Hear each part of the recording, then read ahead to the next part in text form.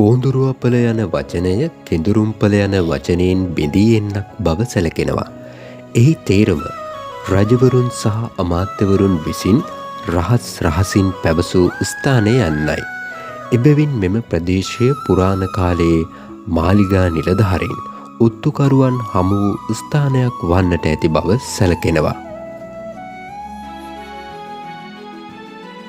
කුරුණෑගල දිස්ත්‍රික්කයේ කුලියාපිටියේ නැගෙනහිර ප්‍රාදේශීය ලේකම් කොට්ටාශයේ කෝඳුරුවාපල ග්‍රාම නිලධාරී වසමේ අංක 1140 පිහිටි කෝඳුරුවාපල රජමහා විහාරයේ පරිශ්‍රයට අයත් ටැම්පිට රූප මන්දිරය 2009 දී ආරක්ෂිත පුරාවිද්‍යා ස්මාරකයක් ලෙස ප්‍රකාශයට පත් කර තිබෙනවා.